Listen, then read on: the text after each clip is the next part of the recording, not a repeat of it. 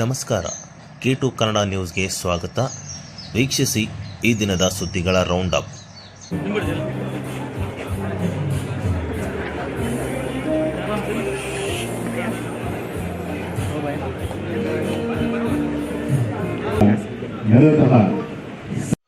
ರಾಯಚೂರು ನಗರದ ಜಿಲ್ಲಾ ಪೊಲೀಸ್ ಕವಾಯತ್ತು ಮೈದಾನದಲ್ಲಿ ಇಂದು ವಾರ್ಷಿಕ ಪೊಲೀಸ್ ಕ್ರೀಡಾಕೂಟ 2024 ಆಯೋಜನೆ ಮಾಡಲಾಗಿತ್ತು. ಇನ್ನು ಈ ಒಂದು ಕಾರ್ಯಕ್ರಮವನ್ನು ರಾಯಚೂರು ಜಿಲ್ಲಾಧಿಕಾರಿ ನಿತೀಶ್ ಕೆ ಅವರು ಉದ್ಘಾಟನೆ ಮಾಡಿದರು.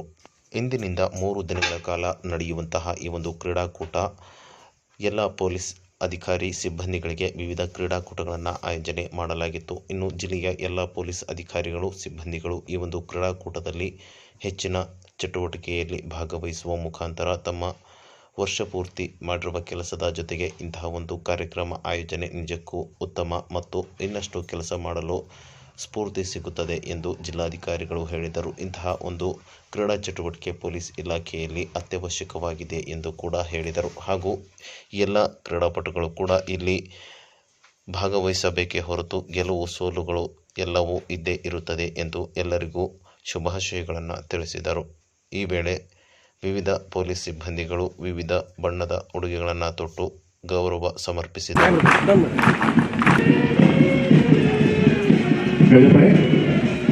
ಶ್ರೀ ರಂಗಸ್ವಾಮಿ ಅವರ ನೇತೃತ್ವದಲ್ಲಿ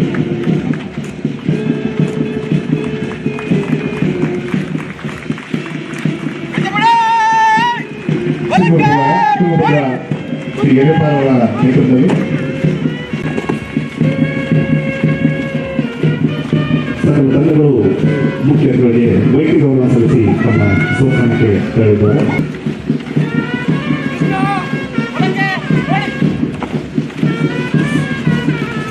ಮಹಿಳಾ ತಂಡ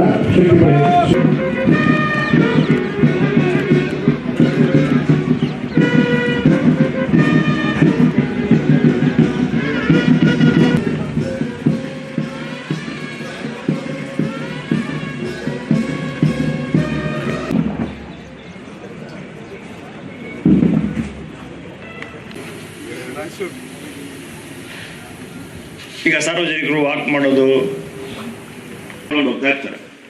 ಪೊಲೀಸಲ್ಲಿ ಏನಾಗುತ್ತೆ, 1 ವರ್ಷಗಳ ಕಾಲ ಸತತವಾಗಿ ನಮಗೆ ತರಬೇತಿ ಕೇಂದ್ರಗಳಲ್ಲಿ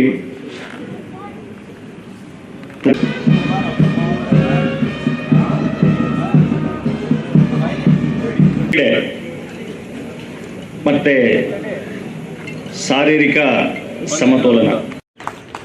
ನಾನು ಚಿತ್ರದುರ್ಗ ಜಿಲ್ಲೆ ಜವಾಹರ್ ನವೋದಯ ವಿದ್ಯಾಲಯದಲ್ಲಿ ಓದಿದ್ದು. ಅಲ್ಲೂ ಪ್ರತಿ ವರ್ಷ ಇದೇ ತರ 4 ಹೌಸಸ್ ಇರ್ತಾ ಇತ್ತು. ಒಂದೊಂದು ಹೌಸ್ಗೆ ಒಂದೊಂದು ಕಲರ್ ಕೊಟ್ಟು ಇದೇ ತರ 3-4 ದಿನದ್ದು ಆನ್ಯುವಲ್ ಸ್ಪೋರ್ಟ್ಸ್ ಇವೆಂಟು ನಡೆಸ್ತಾ ಇದ್ರು. ಅದಾದ್ಮೇಲೆ ನಮ್ಮ IAS ಟ್ರೈನಿಂಗ್ ಅಕಾಡೆಮಿ ಮಸೂರಿಯಲ್ಲೂ ಇದೇ ತರ ಆನ್ಯುವಲ್ ಸ್ಪೋರ್ಟ್ಸ್ ಮೀಟ್ ನಡೆಸ್ತಾ ಇತ್ತು. ಇದೊಂದು ತುಂಬಾ ಒಂದು ಒಳ್ಳೆ ಇವೆಂಟ್ ಅಂತ ನಾನು ಹೇಳಕ್ಕೆ ಇಷ್ಟಪಡ್ತೀನಿ. ಯಾಕಂದ್ರೆ ಇಡೀ ವರ್ಷ ನಾನಾ ಕೆಲಸದಲ್ಲಿ ತುಂಬಾ ಹೈ ಸ್ಟ್ರೆಸ್ ಕೆಲಸದಲ್ಲಿ ತಾವೆಲ್ಲ ತೊಡಗಿರ್ತೀರಾ.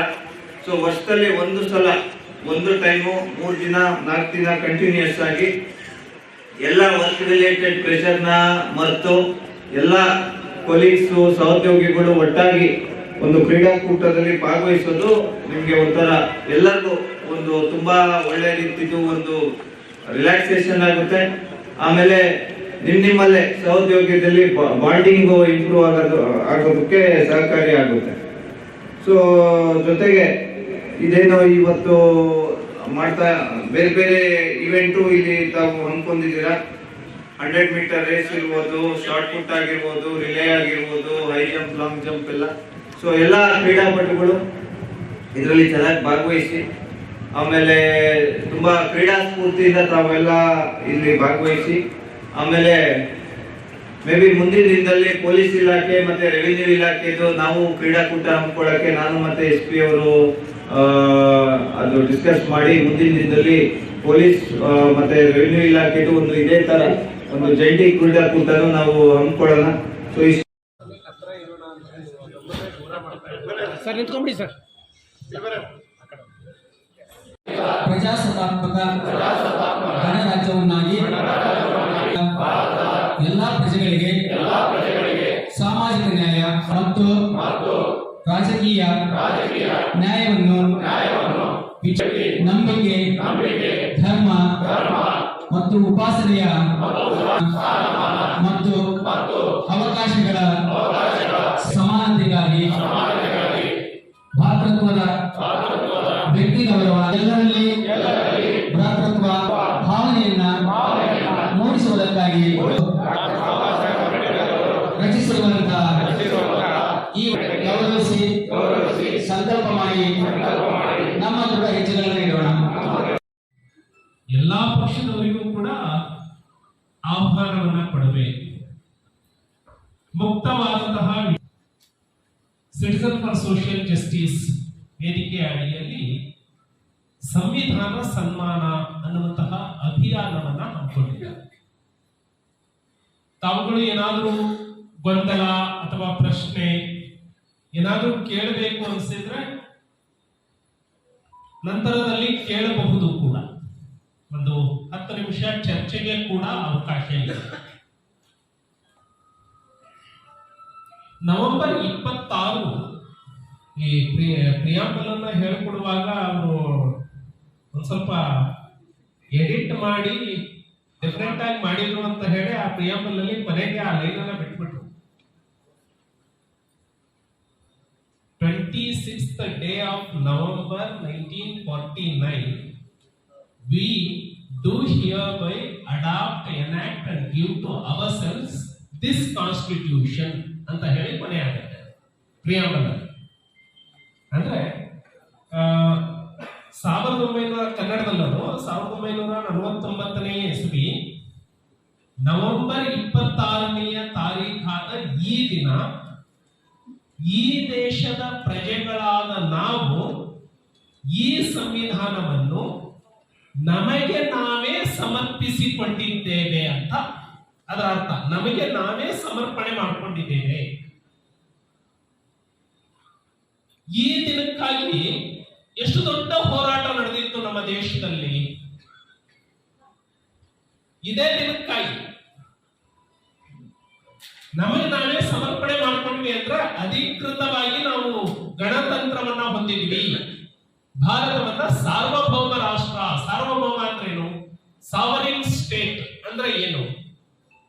ನಮ್ಮ ದೇಶದ ಮೇಲೆ ಯಾರದ್ದು ಕಂಟ್ರೋಲ್ ಇಲ್ಲ. ನಾವು ಸಂಪೂರ್ಣ ಸ್ವತಂತ್ರ. ಈ ದಿನವನ್ನ ಪಡೆಯಲಿಕ್ಕಾಗಿ ದೊಡ್ಡ ಸ್ವಾತಂತ್ರ್ಯ ಹೋರಾಟ ನಡೆದಿತ್ತು.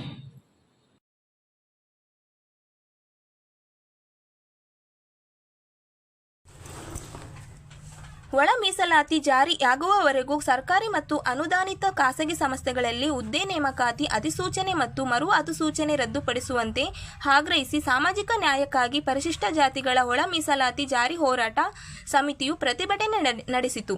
ಇಂದು ನಗರದ ಡಾಕ್ಟರ್ ಬಿ.ಆರ್. ಅಂಬೇಡ್ಕರ್ ವೃತ್ತದಲ್ಲಿ ಈ ಪ್ರತಿಭಟನೆ ಕೈಗೊಳ್ಳಲಾಯಿತು. ರಾಜ್ಯ ಸರ್ಕಾರ ಒಳ ಮೀಸಲಾತಿ ಜಾರಿಗೆ ಸಂಬಂಧಿಸಿದಂತೆ ವಿಳಂಬ ನೀತಿ ಅನುಸರಿಸುತ್ತಿದೆ ಎಂದು ದೂರಲಾಯಿತು. ಆಗಸ್ಟ್ 1ರಂದು ಸುಪ್ರೀಂ ಕೋರ್ಟ್ ಒಳ ಮೀಸಲಾತಿ ಜಾರಿಗೆ ತೀರ್ಪು ನೀಡಿದೆ. 3 ತಿಂಗಳು ಕಳೆದರೂ ಇಲ್ಲಿಯವರೆಗೂ ಯಾವುದೇ ಕ್ರಮ ಕೈಗೊಳ್ಳುತ್ತಿಲ್ಲ ಎಂದು ಹೇಳಿದರು.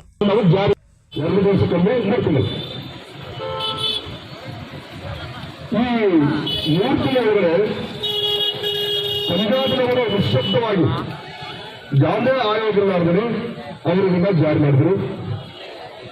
ಹರಿಯಾಣದಲ್ಲಿ ಎಲೆಕ್ಷನ್ ಮುಗಿಸ್ಕೊಂಡು ಬಂದು ಮೊದಲನೇ ಸಬ್ಮಿಷನ್ ಬಿಡುಗಡೆ ಇದನ್ನು ಜಾರಿ ಮಾಡಿ ಪಾಸ್ ಮಾಡಿ ಜಾರಿ ಮಾಡಿಕೊಂಡ್ರು. ಅದೇ ರೀತಿ ಆಂಧ್ರದಲ್ಲಿ ಕೂಡ ಒಂದು ಆಯೋಗ ರಚನೆ ಮಾಡಿಕೊಂಡ್ರು. ಲೇಟ್ ಆಗಿ ಚಂದ್ರಬಾಬು ನಾಯ್ಡು ಅವರು ಕೂಡ ಒಂದು ಆಯೋಗ ರಚನೆ ಮಾಡಿಕೊಂಡ್ರು. ಲೇಟ್ ಆಗಿ ಇಲ್ಲಿ ಒಂದು ಸಣ್ಣ ಒಂದು ಅನುಮಾನವನ್ನು ನಾನು ಸ್ಪಷ್ಟಪಡಿಸಿಕೊಳ್ಳಬೇಕು. 50 ವರ್ಷಗಳಿಂದ ಪಂಜಾಬ್ನಲ್ಲಿದ್ದು ಒಳ ಮೀಸಲಾತಿ ಜಾರಿಯಲ್ಲಿತ್ತು. ಸುಮಾರು 30 ವರ್ಷದಿಂದ ಹರಿಯಾಣದಲ್ಲಿ ಜಾರಿಯಲ್ಲಿತ್ತು. 1999ರಿಂದ 2004ವರೆಗೆ ಆಂಧ್ರ ಅವರಂದ್ರೆ ನಮ್ಮ ಅವಿಭಕ್ತ ಆಂಧ್ರದು ಇದು ತೆಲಂಗಾಣ ನಮಗೆ ಬೇರೆ ಆಗಿದ್ದಿಲ್ಲ. 2004ರವರೆಗೆ ಅಂದ್ರೆ 5 ವರ್ಷ ಅಲ್ಲಿ ಕೂಡ ಜಾರಿಯಲ್ಲಿತ್ತು. ಜಾರಿಯ ಆದಂತಹ ಜಾಗಗಳಲ್ಲಿ ಮತ್ತೆ ಆಯೋಗಗಳನ್ನು ರಚನೆ ಮಾಡ್ತಕ್ಕಂಥದ್ದೆಲ್ಲ ಇದು ಉದ್ದೇಶಪೂರ್ವಕವಾಗಿ ಹೋರಾಟವನ್ನು ಮುನ್ನಡೆಸತಕ್ಕಂಥದ್ದು ಮತ್ತೆ ನ್ಯಾಯಕ್ಕೆ ಅಡ್ಡಗಳಾಗ್ತಕ್ಕಂಥ ವಿಷಯ ಅಂತ ನಾನು ಅನ್ಕೊಂಡಿದ್ದೇನೆ.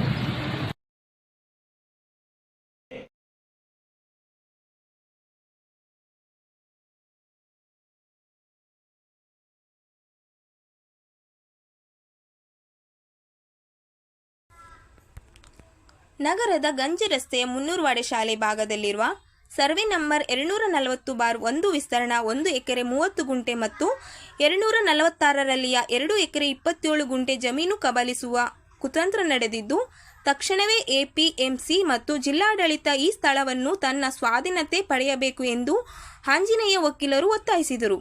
ಅವರಿಂದ ಸುದ್ದಿಗಾರರೊಂದಿಗೆ ಮಾತನಾಡುತ್ತಾ ರಾಯಚೂರು ಗ್ರಾಮ ಸರ್ವೆ ನಂಬರ್ 240 1 ಅಡಿ 1 ಎಕರೆ 30 ಗುಂಟೆ ಮತ್ತು ಸರ್ವೆ ನಂಬರ್ 246ರಲ್ಲಿ 2 ಎಕರೆ 27 ಗುಂಟೆ ಕೃಷಿ ಉತ್ಪನ್ನ ಮಾರುಕಟ್ಟೆ ಸಮಿತಿಗೆ ಸೇರಿದೆ ಎಂದು ಹೇಳಿದರು.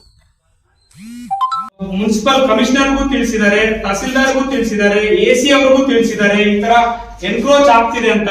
ಬಟ್ ಅದು ಯಾವುದೇ ರೀತಿ ಪ್ರಯೋಜನ ಆಗ್ತಾ ಇಲ್ಲ. ಅದು ಅವ್ರಿಗೆ ತಿಳಿಸಿದ್ರು ಆ ಜಾಗನ ಸೇಫ್ ಗಾರ್ಡ್ ಮಾಡ್ತಾ ಇಲ್ಲ.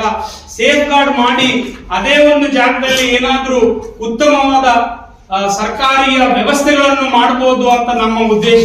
ಒಂದು ವೇಳೆ ಆ ಗುಡಿ ಅನ್ನೋ ವಾತಾವರಣ ಸರ್ಕಾರದ ವಿಚಾರದಲ್ಲಿ ಬೇಡ ಅಂತಂದ್ರು ಸರ್ಕಾರಕ್ಕೆ ಸೇರಲಿ. ಅದು ಇನ್ನು ಈ ಭೂಗಳ್ಳರಿಗೆ ಯಾಕೆ ಸೇರ್ಬೇಕು ಅನ್ನೋದೇ ನಮ್ಮ ಮುಖ್ಯ ಉದ್ದೇಶ ತಿಳಿಸೋದು. ಸೊ ಇದ್ರ ಶ್ರೀ ರಾಜು ಕಲಾವಿದರು ಅವರು ನಮ್ಮ ಈ ಒಂದು ಸಮಾರಂಭದ ಕುರಿತು ಹಾಗೂ ಅವರಲ್ಲಿ ವಿನಂತಿಸಿಕೊಳ್ಳುತ್ತಾರೆ.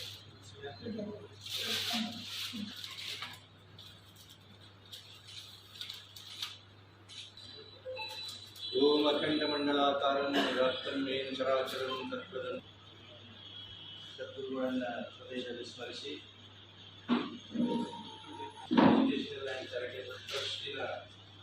ಎಲ್ಲ ಮಕ್ಕಳಿಗೂ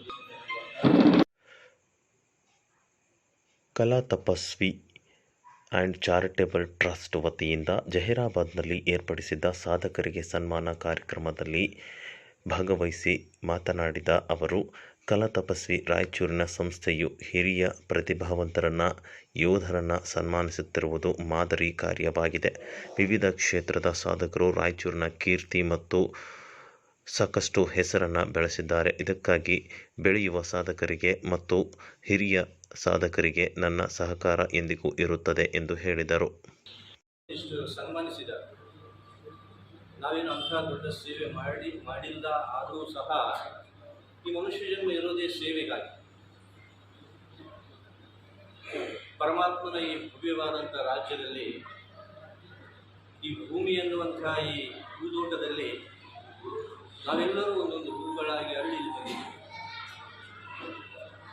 ಯಾಕೆ ಬಂದಿದ್ದೀವಿ ಅಂತಂದರೆ, ಮೊಗ್ಗಾದ ನಾವು ಹೂವಾಗಿ ಅರಳಿ ಸಮಾಜಕ್ಕೊಂದಿಷ್ಟು ಸುಗಂಧವನ್ನು ನೀಡಬೇಕಷ್ಟೇ. ಇದೇ ಸೇವೆ. ನಾವು ನಮ್ಮ ಕ್ಷೇತ್ರಗಳು ವಿಭಿನ್ನವಾಗಿರಬಹುದು. ಇಲ್ಲಿ ನಾವು ಕೆಲವರು ಕಲಾವಿದರಾಗಿದ್ದೀವಿ,